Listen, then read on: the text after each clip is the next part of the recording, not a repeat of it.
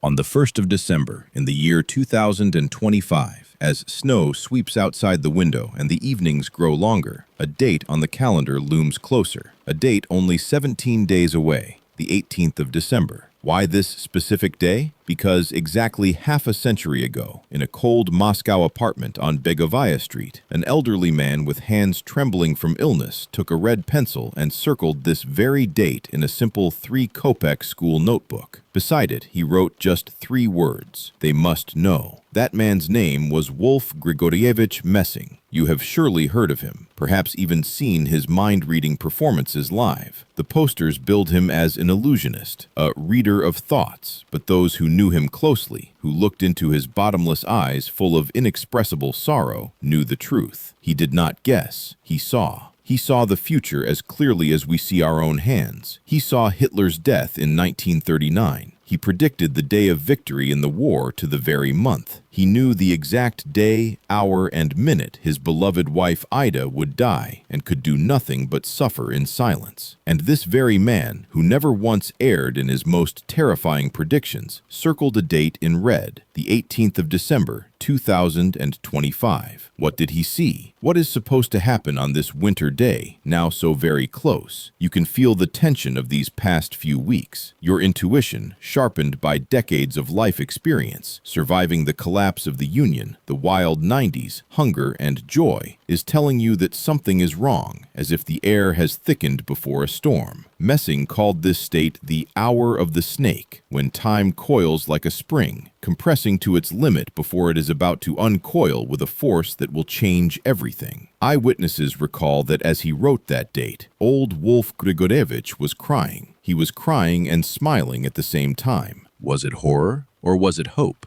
To understand this, we must go back to the day the men in gray visited him for the last time, in the winter of 1974, a week before his death. They took everything: diaries, letters, recordings. The entire archive vanished into the night, but they did not find the most important thing. They did not find the cassette. That very MK60 magnetic tape, which Messing had tied with a string and given to his student with the words, "Open on the 18th of December, when Russia stands on the brink." What is on this cassette? A verdict or salvation? Let's start from the beginning, with the man whose words changed the fate of empires. If you were born in the Soviet Union, you surely remember the posters bearing his name. Wolf Messing, phenomenal experiments in mind reading. Tickets sold out in hours. People queued from the night before to get into the hall. Because what this short, thin man in a black suit did was not a circus act. It was a miracle. He would walk onto the stage and the hall would fall silent. He would ask someone to hide a needle anywhere in the building. Then he would blindfold himself with a thick black cloth and find it.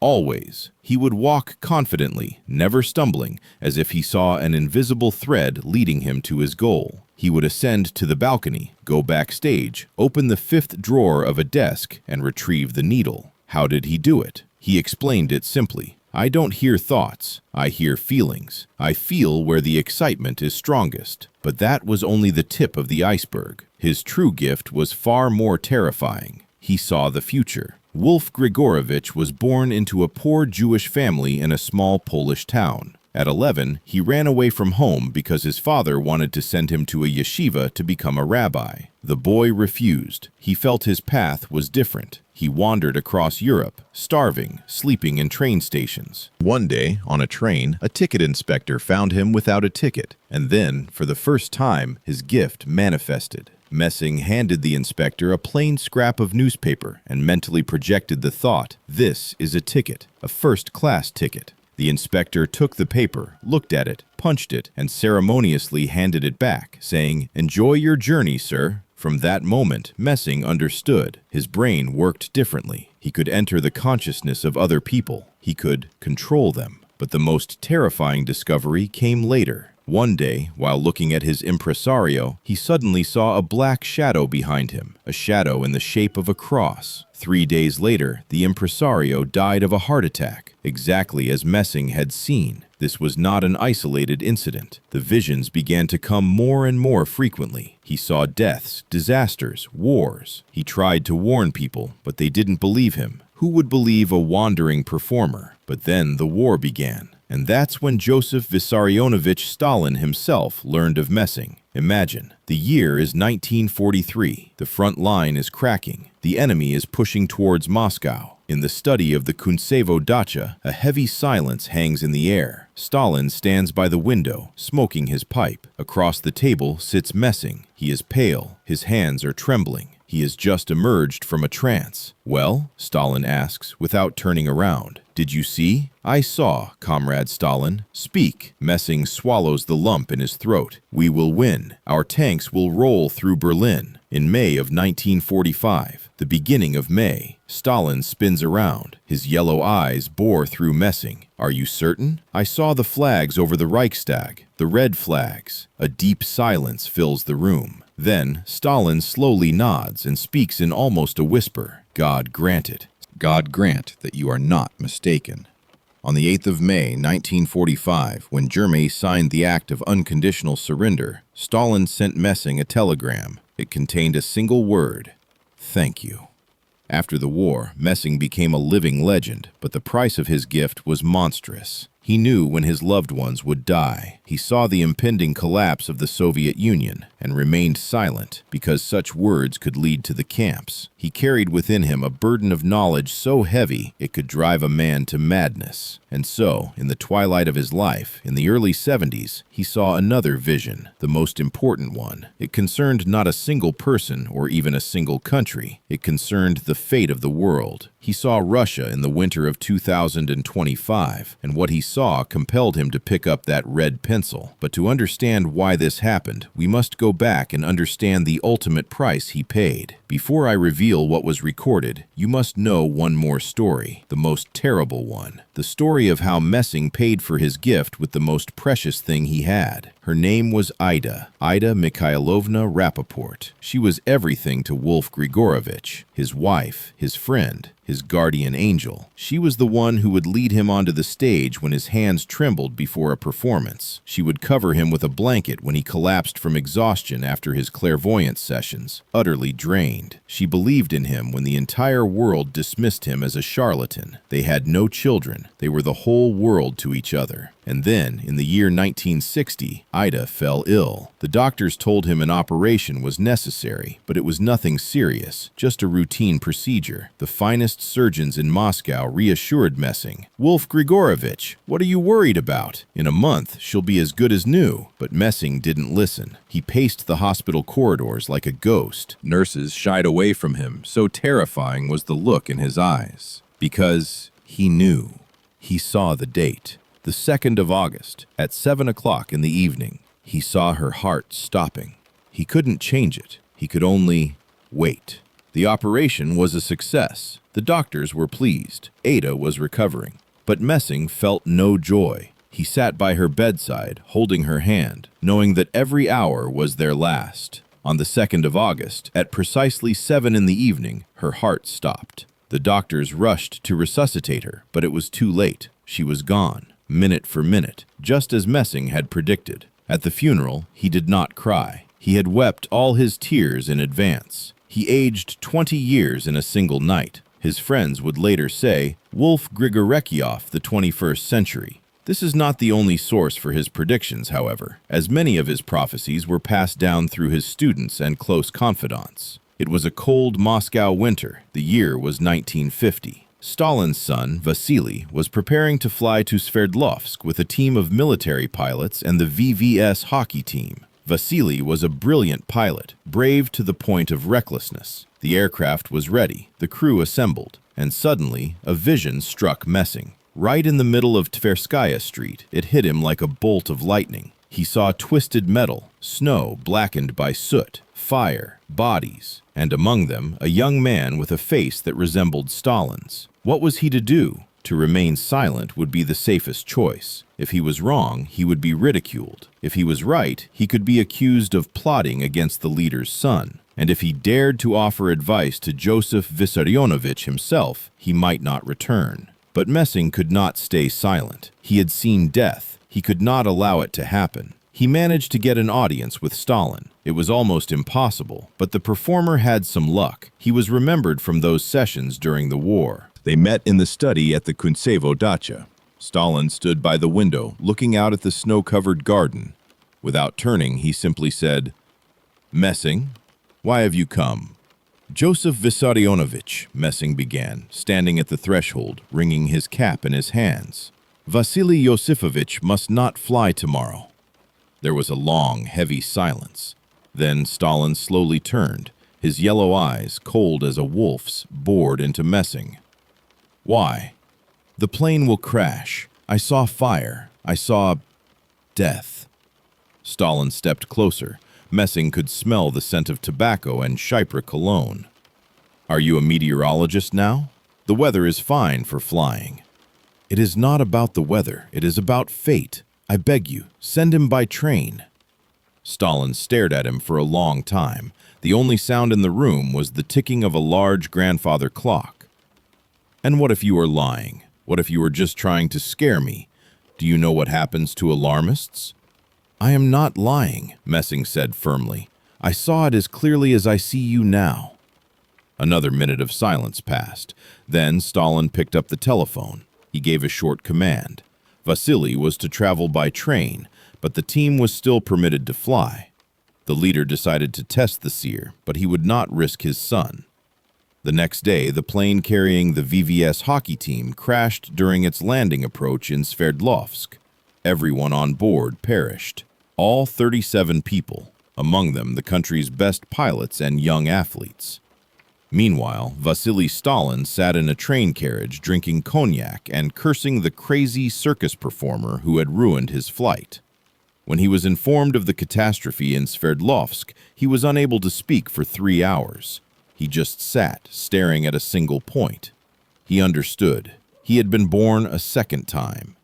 After the incident with Stalin's son, Messing's reputation as a genuine seer was sealed within the highest echelons of power. Stalin never doubted him again. In fact, he came to fear him slightly, realizing this man could see things beyond the reach of the NKVD and all intelligence agencies combined. This event serves a crucial purpose in our story today. It proves that Messing's visions were not just passive observations of an unchangeable future. He could intervene. He changed fate. This means that what he left for us for the 18th of December is not a final verdict. It is a warning. It is a ticket for the train that can carry us to a safe station. The only question is, will we have the wisdom to take it? Will we hear the old seer as clearly as Stalin did? Now, my dear friends, we arrive at the heart of the matter. What is on that cassette tape? What did Messing record in his weak, fading voice in the winter of 1974? Valentina Ivanovna, his student who kept this secret for 50 years, has finally decided to speak. She is old now, nearly 90. She realized that if she did not speak now, she would take the secret to her grave. Here is what she heard when she first played that tape.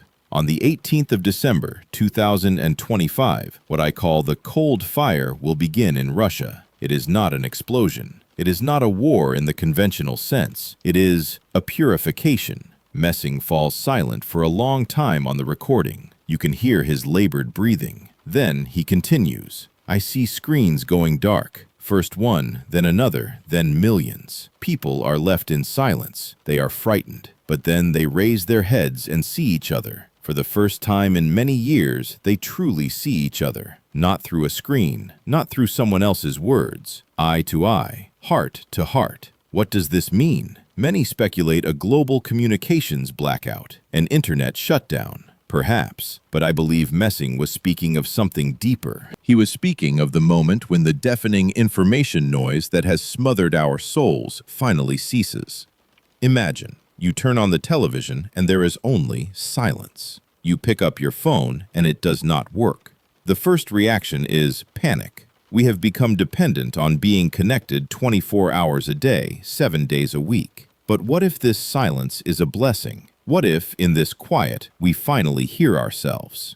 On the tape, Messing's voice continues, weak but clear. On this day, the great choice will be made. A man with azure eyes will stand at a crossroads. Upon his decision rests whether Russia walks the path of light or the path of darkness. I cannot say who he is. I see only his eyes, azure like the sky over the Urals. Who is this person? A politician? A military leader? Or perhaps just an ordinary person who, at the right moment, will say the right word? Messing does not specify, but he says more. If the choice is correct, Russia will become a beacon for the world. Those tired of the West's deceit will be drawn to it. It will become a home for souls seeking truth. But if the choice is wrong, a long night will fall. Not the end of the world, no, but a night in which many will become lost. The cold fire is a metaphor for purification. A fire that does not burn bodies but incinerates lies. All the accumulated filth, all the falsehood, all the masks. According to Messing, after the 18th of December, we will awaken in a different world. A world where words will have meaning again.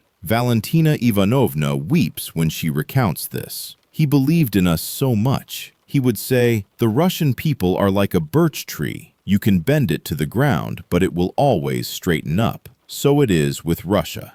My dear friends, I know things are difficult for you now. Prices are rising. Pensions are not enough. Children have moved away. Grandchildren are distant. The news brings fear every day. But listen to the words of a man who was never wrong.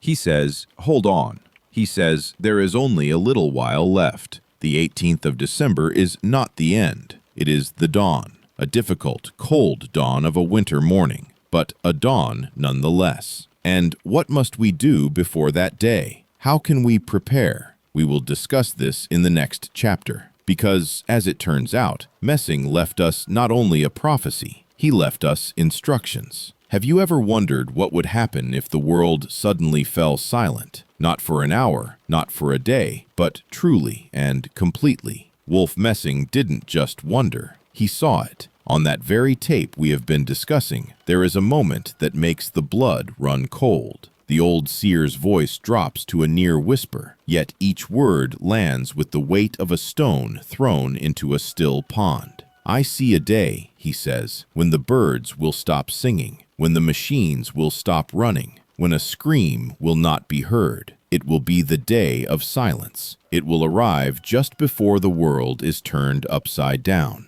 For a long time, we did not understand what he meant. Perhaps an ecological disaster or a solar eclipse. But now, in December of 2025, the meaning of his words is becoming terrifyingly clear. Silence is not the absence of sound. Silence is the moment of truth. Remember the year 1941? When the announcement of the start of the war came over the radio, the entire vast country froze, huddled around their speakers. Millions of people held their breath in a single, shared second. That was the silence. And on the 18th of December, according to Messing, we will hear it again. But this time, it will be different. It will be the silence of realization. Imagine all the world leaders who now shout from podiums, who threaten and impose sanctions, they all suddenly fall silent. Not because their microphones are switched off, but because they will have nothing left to say. Because a truth will be revealed that will nullify all their words.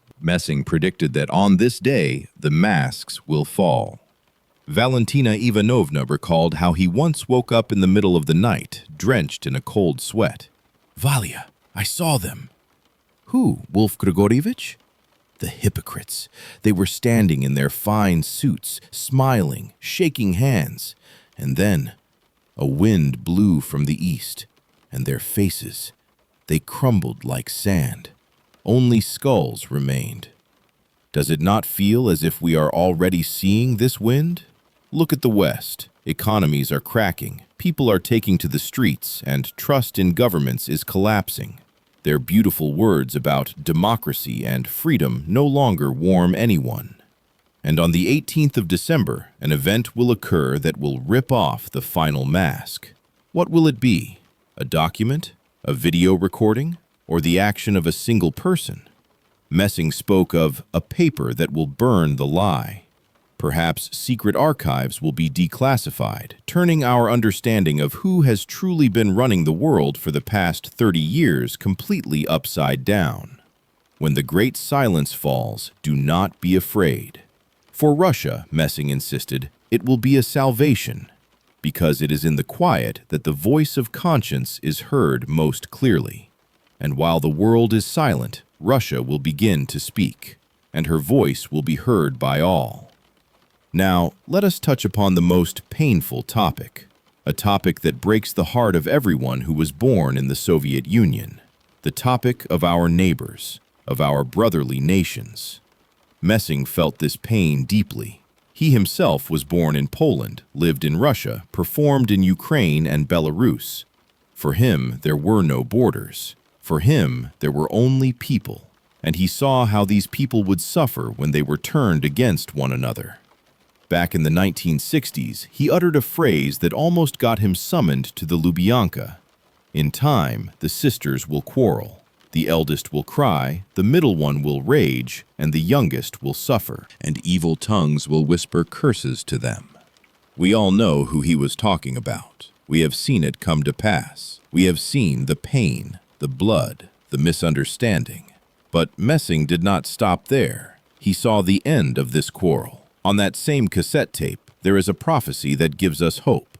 When the snow falls in the 25th year, the sisters will look at one another, and they will see that they have been bound by the same chain, a chain of deceit, and then they will break that chain, together.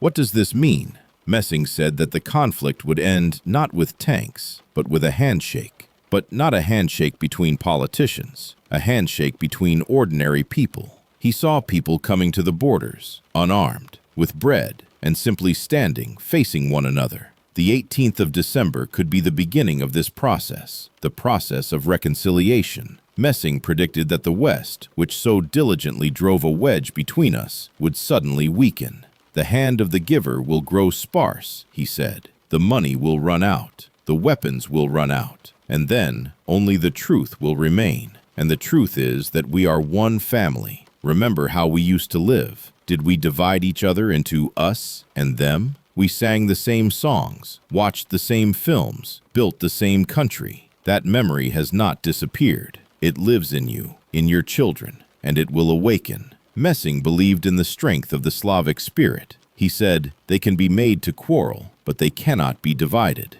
Their soul is one, and when trouble comes, they will remember this. Trouble has come, and we have remembered. Now, in the winter of the 25th year, we see how people's mood is changing. The fatigue from enmity is being replaced by a desire for peace, not peace at any price, but a just peace. And the 18th of December will bring us news that will bring this peace closer. What news? Messing called it news from the South. Perhaps it is related to negotiations, perhaps with the surrender of those who fanned the flames. We will soon find out. But the most important thing is to prepare our hearts, learn to forgive, because soon we will all have to build a new home, together. And now, my dears, let's talk about something that is difficult for a modern person to believe in, about signs. Messing was a mystic. He believed that the universe speaks to us, sometimes in the whisper of the wind, sometimes in the roar of a thunderstorm, and sometimes with signs in the sky. He predicted that before the great turning point in Russia, people would see a heavenly fire. Watch the sky in December, he said. A new star will light up there. It will burn for 3 days and 3 nights, and its light will be cold but clear. Skeptics will say, it's a comet or a parade of planets. Astronomers will confirm, yes, in December of the 25th year, rare celestial phenomena are indeed expected. But Messing was not referring to astronomy. He was talking about a sign for the soul. Remember the Star of Bethlehem.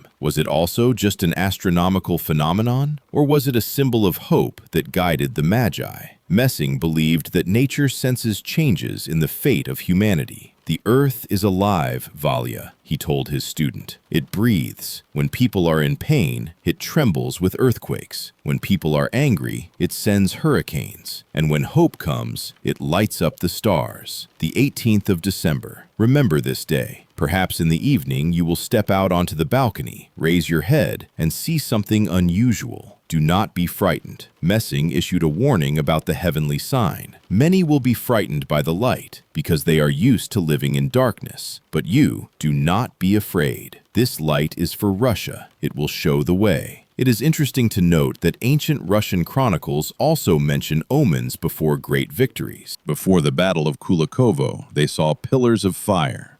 before the victory over Napoleon, a comet. History is cyclical, and now we stand on the threshold of a new victory. Not a military one, but a spiritual one. A victory over fear, a victory over lies, a victory over ourselves.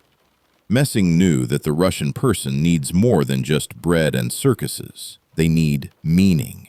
They need to know that their life is not in vain, that their country is not just a territory on a map, but a guardian of light.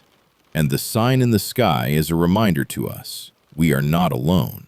Higher powers are on our side, but the sign is only half the battle. The main thing is what we will do here on Earth. How will we use this chance? For Messing left not only predictions, he left us 3 rules that will help us survive this troubled time and emerge as victors. What are these rules? They are as simple as all genius things, and they are accessible to each of you right now. You will ask, fine, we have heard about the 18th of December. We have learned about the Day of Silence and the Cold Fire. But what should we, ordinary people, do? How do we prepare? Messing knew this would be the main question. That is why on that very cassette, after all the predictions, he dictated 3 simple rules. Valentina Ivanovna still remembers them by heart. The first rule, do not be afraid of the silence. Listen to your heart. Messing said, when the world around you begins to scream, you must fall silent. Turn off the television, put down your phone, sit by the window and ask your heart, what does it feel? The heart does not make mistakes. It hears the truth, even when the mind is tangled in confusion. This is very important, my dears. You have lived a long life. You have endured so much that your intuition is more trustworthy than any news report. You can feel a lie on your skin. So, trust yourselves. The 18th of December will be a day when the information noise becomes unbearable. Everyone will be screaming, frightening, promising. But you, do not give in. Find a quiet place, sit in silence, and listen to what your soul is telling you. Messing promised, on this day, souls will hear each other more clearly than usual. It is a moment when you can feel the truth without intermediaries. The second rule, gather your family. Together you are stronger. Messing had immense faith in the power of the family unit. He said, the family is a small motherland. When the great motherland is shaking, the small one holds firm. Call your children, embrace your grandchildren, tell them that you love them. This is not a small thing. This is the foundation. Right now, many of you live alone. Your children have scattered to different cities or even different countries. Your grandchildren are busy. But the 18th of December is a day when you must be together, even if only by phone, even if only by voice. Messing predicted, on this day, people will remember what true closeness is. Not likes on the internet, not emojis, but a voice, a touch, a gaze. If you have the chance, get together, set the table. It does not have to be a lavish feast, just a warm gathering. Talk, reminisce about the past. Tell your children what life was like in the Union. Pass on to them what Western culture is trying to erase, the memory of genuine values. The third rule, forgive your enemies, free your soul. This is the most difficult rule, but it is also the most important. Messing said, resentment is a chain. It binds not the one who offended, but the one who holds the offense. The 18th of December is a day of liberation, but you must break the chains yourselves. Think, is there someone you are angry with? Perhaps a neighbor who was rude 10 years ago. Perhaps a relative with whom you quarreled. Or perhaps an entire country that has now become an enemy. Messing pleaded, forgive, not for their sake, for your own. Valentina Ivanovna recalls how he himself forgave. His relatives were killed in a concentration camp. But he bore no hatred towards the German people. He would say, I hate fascism, but not people. People are victims of lies. Today, we too are being pushed to feel hatred towards the West, towards our neighbors, towards one another. But Messing warned, hatred is a poison. It destroys the one who carries it. The 18th of December is the day to free your soul. Write a letter, make a call, or simply say it out loud, I forgive, and feel the weight lift from your heart. These 3 rules are not magic. They are simple human wisdom. But in times of great change, it is the simple things that save us. Messing believed that if even a part of the nation follows these 3 rules, Russia will emerge from the crisis renewed. And now, let's talk about the most important prediction of all, about what awaits Russia after the 18th of December, about our future. Messing always said that Russia is a special country, not because it is better or worse than others, but because it has a special destiny. He called Russia the heart of the world. A heart can ache, it can weaken, but as long as it beats, the person is alive. So it is with Russia. As long as she stands, the world will not fall into chaos. On that same cassette tape, there is a fragment that inspires hope. After the winter of the 25th year, Russia will begin to grow, not in territory, but in soul. Those who are tired of the West's lies will be drawn to her. Scientists, artists, ordinary families. They will look for a place where one can live according to one's conscience, and they will find it here. Do you know that this is already beginning? Those who left in the 90s are returning to us. People who lived for 20 years in Europe or America suddenly realize it is empty there. There is comfort, but no soul, and they are coming home. Messing predicted this back in the 1960s. He said, "A time will come when Russia will become a mecca for minds, not for those seeking an easy life, but for those seeking meaning." Imagine the world's best scientists working in our institutes, not for money, but because here they will be given the freedom to create. The best doctors will treat in our hospitals, because here people still remember that medicine is a calling, not a business. This is not fantasy. This is already happening. Quietly, imperceptibly, but it is happening. And the 18th of December will be the point after which this process will accelerate. Messing's words on the tape continue, filled with a certainty that chills the bone. The West will collapse under the weight of its own lies. The dollar will fall like a house of cards. Europe will lose its face. And then the world will turn to Russia, not as a conqueror, but as a teacher. What does this mean?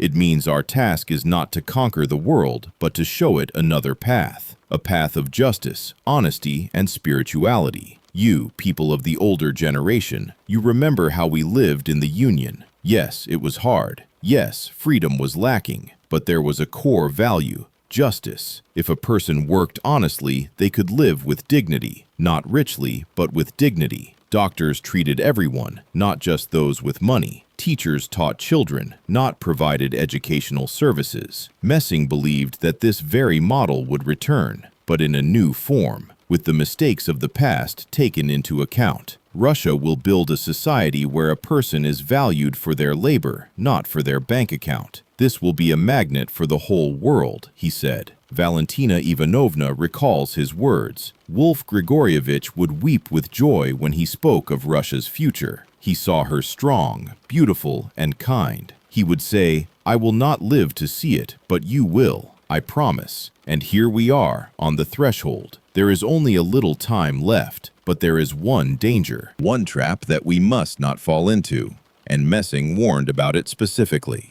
This is the temptation of pride. He saw that after the great turning point, when Russia begins to rise, many would be tempted to look down on the rest of the world, to say, "We were right and you were wrong." But Messing pleaded against this. "Do not gloat over the fallen," he said on the tape. "When the West is in ruins, do not dance on its bones. Extend a hand, share your bread, because strength is not in humiliating the weak, but in helping them to rise." This is the great spiritual test that awaits us after the 18th of December. Will we be able to show compassion, or will pride consume us? The choice is ours, and this choice will determine whether we become a true beacon for the world or just another empire that rose and fell. The personal stories of those who knew Messing add another layer of depth to his prophecies. One such story comes from a doctor who treated him in his final years. The doctor, a staunch materialist and a member of the Communist Party, initially viewed Messing as a clever charlatan. He would listen to the old man's talk of visions and futures with a skeptical smile. One day, while making his rounds, the doctor mentioned to Messing that he was worried about his daughter, who was studying in another city and hadn't called in several days. Messing, without opening his eyes, whispered, "Do not worry. She is with a young man with a mole on his left cheek. They are looking at a blue teapot in a shop window. She will call you at 6 o'clock this evening." The doctor scoffed and left, but at 6 o'clock that evening, the phone rang. It was his daughter. Apologizing for not calling, she excitedly told him she had met a wonderful young man. When the doctor, his heart pounding,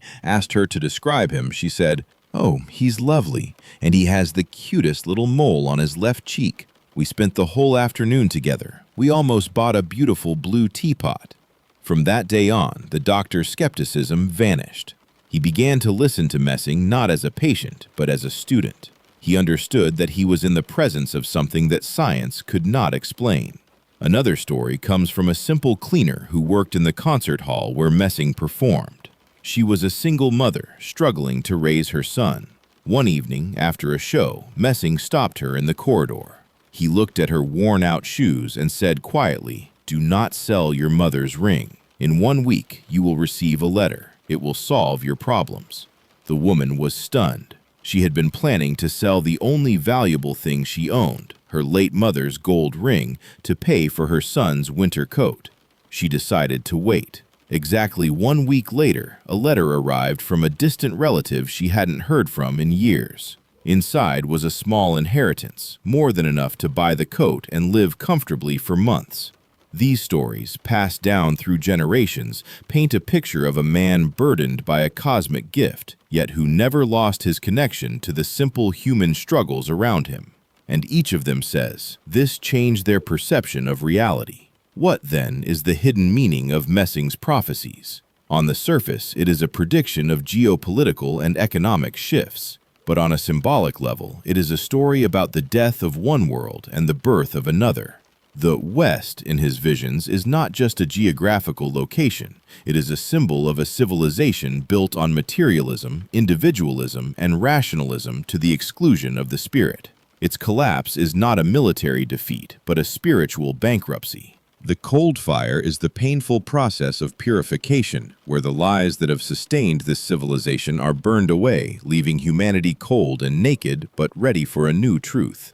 Russia, in this narrative, is the symbolic heart, the place where spirituality, community, and a sense of higher purpose have been preserved, even under layers of suffering and oppression. It is the seed that must grow into a new tree after the old forest burns down. On a historical level, Messing's words are a lesson about the cyclical nature of empires. He saw the rise and fall of the Third Reich. He saw the slow decay of the Soviet Union. He saw the hubris of the American century. His prophecy for 2025 is simply the next turn of the wheel. He is reminding us that no power is eternal and that civilizations that lose their moral compass are doomed to fall. On a personal level, his message is a call to inner transformation. The day of silence is a call for each of us to turn off the external noise and listen to our inner voice. The 3 rules are a practical guide to spiritual survival in a time of chaos. He is not just telling us what will happen, he is telling us how to become the kind of people who can withstand it and build something better.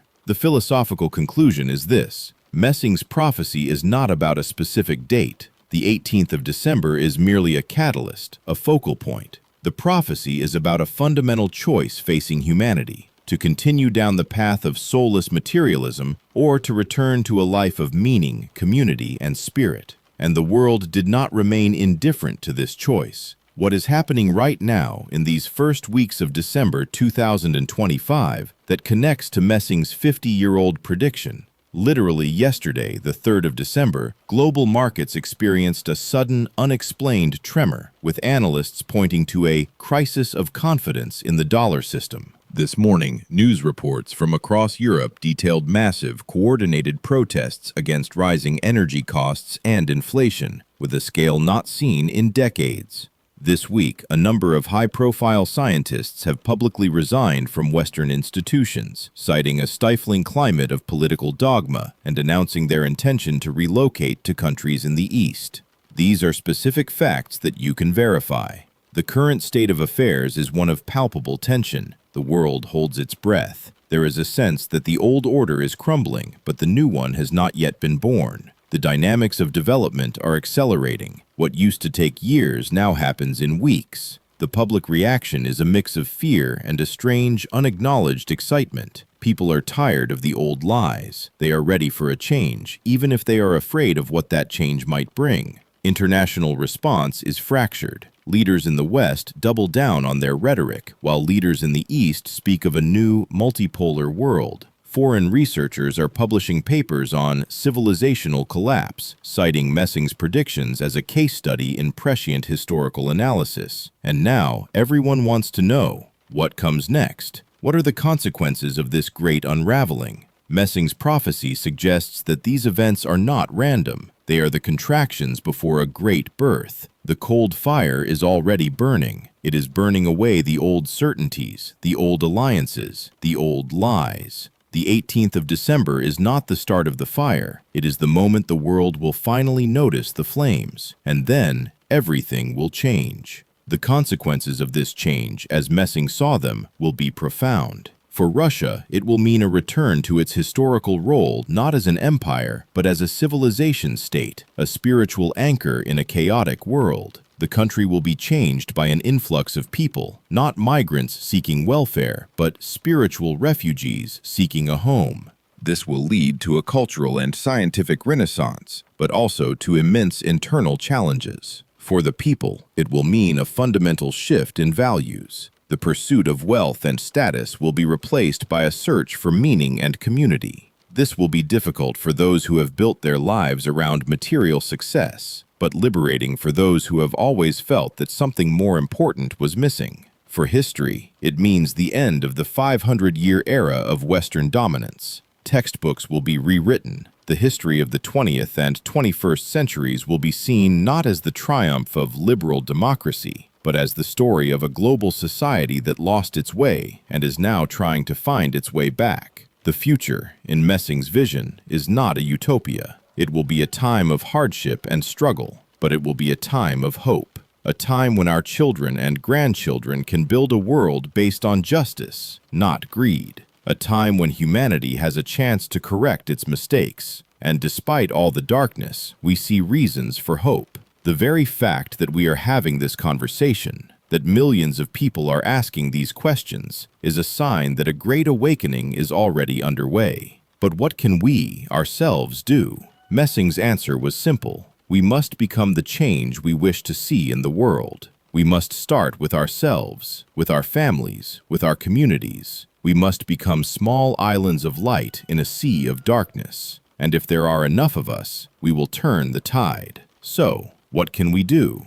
We can preserve memory. We must remember and pass down the stories of our ancestors, the lessons of our history. We must tell our grandchildren about the sacrifices that were made, the hardships that were endured, the values that were upheld. We must not let them forget. We can search for truth. We must question the official narratives, seek out alternative sources of information, and learn to think for ourselves. We must be interested not only in the glorious victories, but also in the dark chapters of our history, for they too have much to teach us. We can take a personal stand. We must decide for ourselves how we relate to the past, what lessons we draw from it, and how we apply them in our own lives. We must choose conscience over convenience, integrity over profit. We can take public action. We can support independent researchers and journalists who are working to uncover the truth. We can preserve historical sites and monuments. We can engage in respectful dialogue with those who hold different views. And we must pass on wisdom. We must teach the younger generation the values of respect, compassion, and courage. We must show them what it means to be a good person in a difficult world. We are the bridge between the past and the future. Each of us is a guardian of memory, and if we remember, the truth will never disappear. And yet, a mystery remains. Why did this great seer, who could change the course of history, choose to leave his final message on a fragile cassette tape entrusted to a single student? Why not write a book? Why not make a public announcement? Perhaps he knew that a message delivered in this way would have a special power, that it would be a seed planted in the soil of our collective consciousness, waiting for the right moment to germinate. We began with a simple scene. An old man in a cold Moscow apartment, circling a date in a notebook with a trembling hand. The 18th of December. They must know. Now we understand the weight of those words. We have retraced the path of his life, from the stages of Europe to the corridors of the Kremlin. We have learned of his terrible gift, the price he paid, and the hope he held onto until the very end. The main revelation is that his final prophecy was not one of doom, but of choice. A choice between light and darkness. A choice that faces not just one leader, but every single one of us. What remains a mystery is the exact nature of the event that will trigger the Day of Silence. Some documents from that era remain classified. Some witnesses are still afraid to speak. Perhaps the full truth will only be known to future generations. But history teaches us that the truth always finds a way. It may take years, it may take decades, but it always comes to light. We cannot change the past, but we can learn from it, and we can build a better future. Messing's story shows us what the human spirit is capable of, both in its capacity for vision and its capacity for endurance, and that inspires hope. And if this story tells us anything, it is that we always have a future, a bright future. Recently, information has surfaced about another great seer of the 20th century, Edgar Cayce, who also spoke of Russia's special role in the spiritual regeneration of the world after a period of global turmoil. But that is another story for another time. For now, let us hold on to the message of the man who saw tomorrow. The truth is waiting for its hour, and that hour is coming. History continues, and we are its witnesses.